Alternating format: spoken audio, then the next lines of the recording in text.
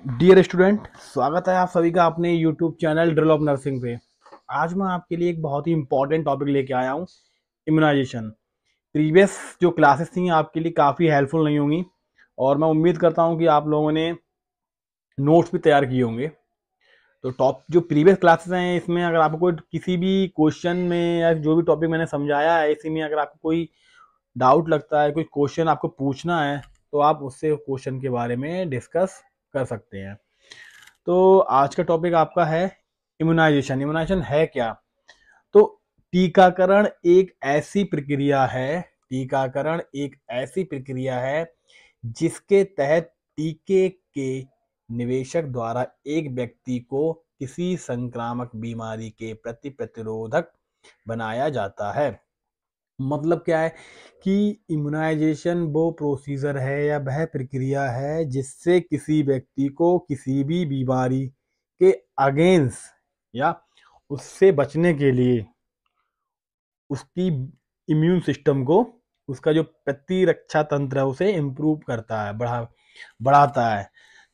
ठीक है, तो ये क्या है आपके लिए, उस पर्सन को बीमारी से लड़ने के लिए कैपेबल बनाता है, लड़ने की क्षमता को इम्प्रूव करता है। अगला पॉइंट आप देखिए, शिशु का जन्म अस्पताल में होने पर ओरल पोलियो और बीसीजी का टीका जन्म के समय लगाया जाता है। जब बच्चे का जब जन्म होता है तो क्या करते हैं, सबसे पहले जो स्टाफ नर्स होती है वो बच्चे को करती है ओपीवी की डोज देती है, ओरल पोलियो वैक्सीन की डोज देती है और बीसीजी की डोज देती है। ये डोज क्या होती हैं, उसे इन्फेक्शन से प्रिवेंट करती हैं, इन्फेक्शन से बचाव करती हैं।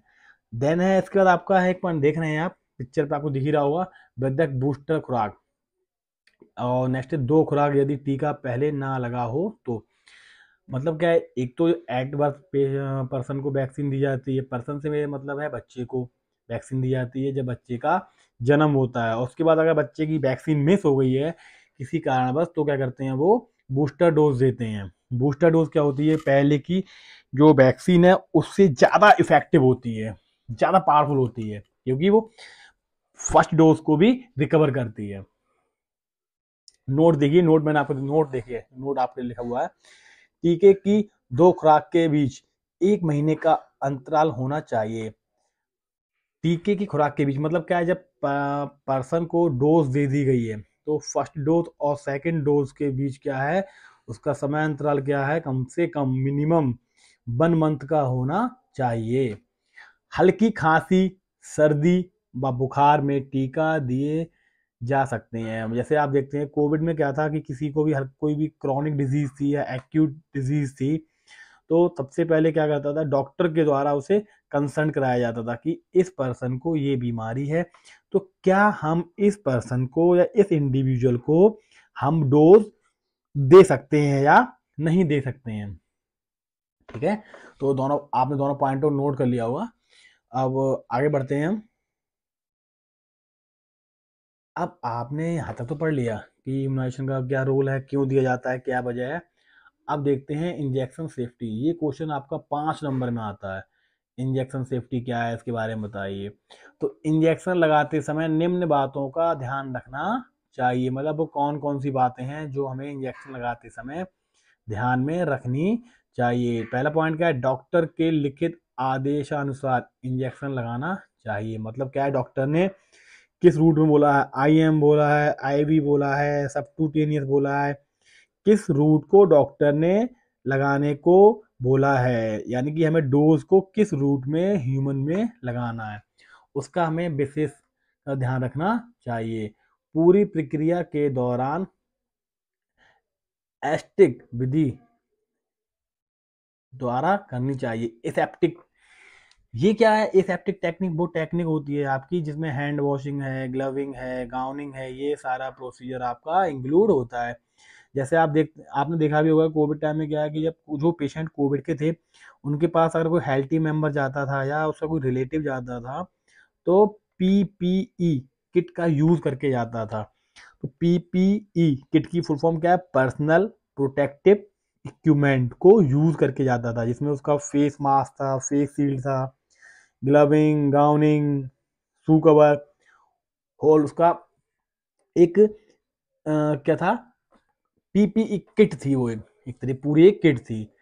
हमेशा ऑटोक्लेव सिरिंज या निडल का उपयोग करना चाहिए। ये नहीं है कि हमने एक पेशेंट को, हमें सिरिंज नहीं है तो हमें उसी जो सिरिंज हमने पिछले पेशेंट को यूज की है उसी सिरिंज का यूज हम नेक्स्ट पेशेंट में कर दें, हमें ये करना नहीं चाहिए। इससे क्या होता है, क्रॉस इन्फेक्शन होने की संभावना बहुत ज़्यादा बढ़ जाती है। यानी कि जो संक्रमण हमारे पहले वाले व्यक्ति में था, जो पहले वाले पर्सन में था, वो संक्रमण सेकंड पर्सन में होने के चांसेस ज़्यादा होते हैं। अगला आप देख रहे हैं आजकल डिस्पोजल सिरिंज निडल उपयोग होती हैं। आजकल के पहले क्या होता था, आपकी ग्लास की सिरिंज आती थी, कांच की सिरिंज आती थी। तो उसमें क्या होता था कि उन्होंने क्या किया, उसे बॉयल किया, उसे गर्म किया, गर्म करने के बाद हमने उसे कुछ टाइम बाद दूसरे पर्सन में यूज कर लिया। लेकिन अब क्या है, जो है कि वो डिस्पोजेबल सिरिंज आ रही है, डिस्पोजेबल सिरिंज है, उन्हें यूज करा और उसे डिस्कार्ड कर दिया। डिस्कार्ड करने से पहले हम निडल कटर के द्वारा हम क्या करते हैं, सिरिंज को डिस्कार्ड करते हैं। ठीक है। इंजेक्शन, अगर आप देखिए, इंजेक्शन लगाते समय रोगी को आरामदायक स्थिति में रखना चाहिए। ये नहीं है कि अब पेशेंट अगर खड़ा हुआ है तो हमने उसे खड़ा ही उसके हमने आईवी लगा दिया या आईएम लगा दिया, नहीं, ये गलत पैटर्न है। हमें पेशेंट को कंफर्टेबल पोजीशन प्रोवाइड करनी चाहिए, जिससे क्या है, पेशेंट को जल्दी से जल्दी आराम मिले और पेशेंट के साथ जो प्रोसीजर परफॉर्म किया जा रहा है वो अच्छी तरीके से परफॉर्म हो सके आपका। तीव्र प्रतिक्रिया करने वाली दवाइयों को इंजेक्शन लगाने से पहले टेस्ट करना चाहिए। मतलब क्या है कि ये नहीं, हमें कोई हमें इंजेक्शन देना है तो हमें क्या है, उससे पहले हमें एक टेस्ट करना चाहिए, उसे बोलते हैं स्किन सेंसिटिविटी टेस्ट। इसमें क्या होता है कि हल्की सी मेडिसिन 0.0 अमाउंट की डोज में भी, उससे कम डोज में पेशेंट को हम मेडिसिन लगाते हैं और देखते हैं कि उसका कोई, पेशेंट की स्किन पर उसका कोई रिएक्शन तो नहीं है। अगर रिएक्शन है तो हम पेशेंट को वो मेडिसिन यूज नहीं करते हैं।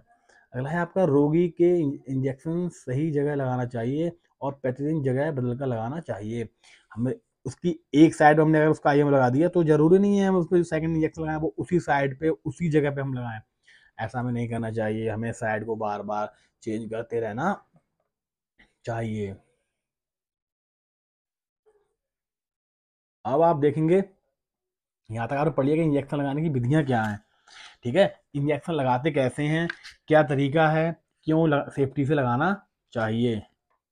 तो हम देखेंगे वैक्सीन लगाने की विधियाँ क्या है, मेथड ऑफ कि एडमिनिस्ट्रेटिंग वैक्सीन, वैक्सीन को हम किस किस माध्यम से लगा सकते हैं, कौन कौन से माध्यम से हैं, कौन कौन से रूट हैं जिसके द्वारा वैक्सीन को ह्यूमन में लगाया जाता है। पहला आप देख रहे हैं इंट्रामस्कुलर रूट, दूसरा आपका है आपने नोट करिएगा, ये बहुत इंपॉर्टेंट है, इंट्रामस्कुलर रूट, देन आपका है इंट्राडर्मल रूट, ठीक है, और उसका है आपका ओरल रूट, फिर आपका है नेजल रूट। ठीक है, तो आप आपने नोट कर लिया ना। अब एक एक पॉइंट को हम डीपली समझते हैं।